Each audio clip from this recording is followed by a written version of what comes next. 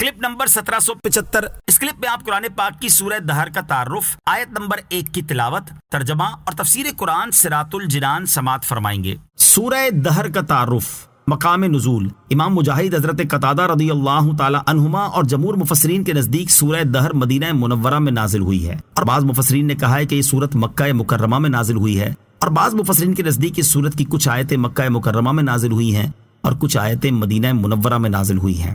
رکوع اور آیات کی تعداد، اس سورت میں 2 رکوع اور 31 آیتیں ہیں۔ دہر نام رکھنے کی وجہ، لمبے زمانے کو عربی میں دہر کہتے ہیں، نیز سورہ دہر کا ایک نام سورہ انسان بھی ہے، اور یہ دونوں نام اس کی پہلی آیت سے ماخوذ ہیں۔ سورہ دہر کے مضامین، اس سورت کا مرکزی مضمون یہ ہے کہ اس میں آخرت کے احوال بیان کیے گئے ہیں، اور اس سورت میں یہ مضامین بیان ہوئے ہیں۔ نمبر 1، اس سورت کے شروع میں انسان کی تخلیق کی ابتدا کے بارے میں بیان کیا گیا، اور یہ بتایا گیا کہ اس کا امتحان لینے کے لیے اللہ تعالیٰ نے اسے سننے والا اور دیکھنے والا بنایا ہے۔ نمبر 2، انسانوں کی 2 قسمیں بیان کی گئیں کہ بعض انسان شکر گزار ہیں اور بعض ناشکر ہیں۔ شکر کرنے والوں کی جزا جنت ہے اور ناشکری کرنے والوں کی سزا جہنم ہے۔ نمبر 3، نیک مسلمانوں کی جزا جنت کے اوصاف بیان کیے گئے اور ان کے وہ اعمال بتائے گئے جس کی وجہ سے وہ اس جزا کے مستحق ہوئے۔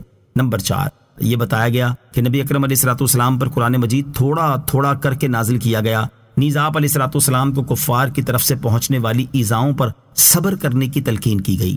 نمبر 5، دنیا کی فانی نعمتوں سے محبت کرنے اور آخرت کی ہمیشہ باقی رہنے والی نعمتوں کو ترک کرنے کی مذمت اور کفر و عناد پر وعید بیان کی گئی۔ نمبر 6، اس صورت کے آخر میں بتایا گیا کہ قرآن مجید تمام انسانوں کے لیے نصیحت ہے، تو جو چاہے اس سے نصیحت حاصل کر کے اپنے رب عز و جل کی طرف راہ اختیار کرے۔ سورہ قیامہ کے ساتھ مناسبت، سورہ دہر کی اپنے سے ماں قبل سورت قیامہ کے ساتھ ایک مناسبت یہ ہے کہ سورہ قیامہ میں جنت اور جہنم کے اوصاف اجمالی طور پر بیان کیے گئے، اور سورہ دہر میں جہنم کے اوصاف اور خاص طور پر جنت کے اوصاف تفصیل سے بیان کیے گئے ہیں۔ دوسری مناسبت یہ ہے کہ سورہ قیامہ میں قیامت کے دن کافروں اور فاجروں کو پیش آنے والے دردناک امور بیان کیے گئے، اور سورہ دہر میں نیک مسلمانوں کو قیامت کے دن ملنے والی نعمتوں کا ذکر فرمایا گیا ہے۔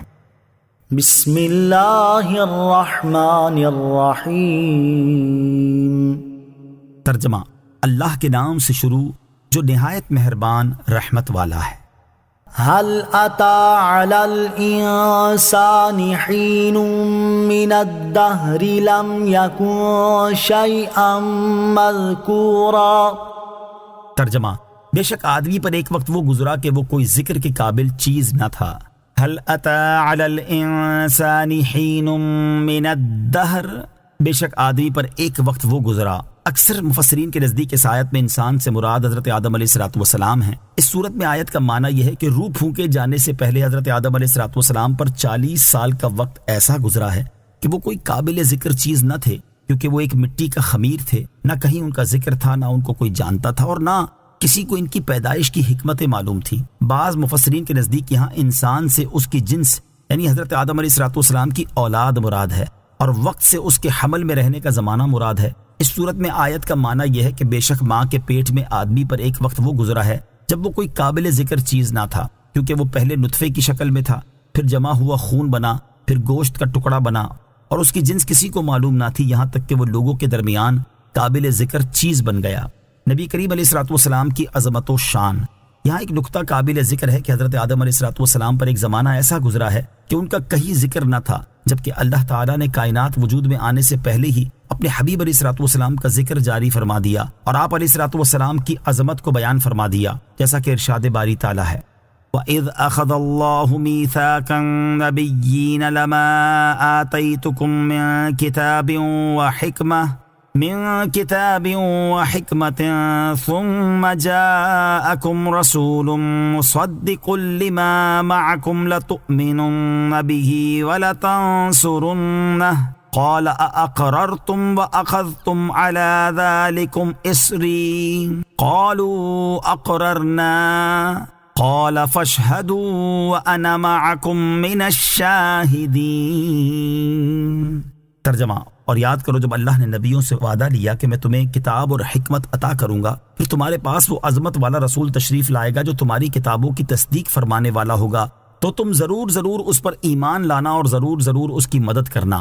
اللہ نے فرمایا، اے انبیاء، کیا تم نے اس حکم کا اقرار کر لیا اور اس اقرار پر میرا بھاری ذمہ لے لیا؟ سب نے عرض کی، ہم نے اقرار کر لیا۔ اللہ نے فرمایا تو اب ایک دوسرے پر بھی گواہ بن جاؤ اور میں خود بھی تمہارے ساتھ گواہوں میں سے ہوں۔ اور حضرت آدم علیہ الصلوۃ والسلام نے اپنی پیدائش کے بعد عرش پر نبی کریم صلی اللہ تعالی علیہ وآلہ وسلم کا نام پاک لکھا دیکھا اور آپ علیہ الصلوۃ والسلام کی عظمت کو پہچان گئے، جیسا کہ حضرت عمر بن خطاب رضی اللہ تعالی عنہ سے روایت ہے۔ رسول کریم صلی اللہ تعالی علیہ وآلہ وسلم نے ارشاد فرمایا، جب حضرت آدم علیہ الصلوۃ والسلام سے لغزش سرزد ہوئی تو انہوں نے عرش کی طرف اپنا سر اٹھایا اور عرض کی، اے اللہ، میں محمد کے وسیلے سے سوال کرتا ہوں کہ تو میری مغفرت فرما دے۔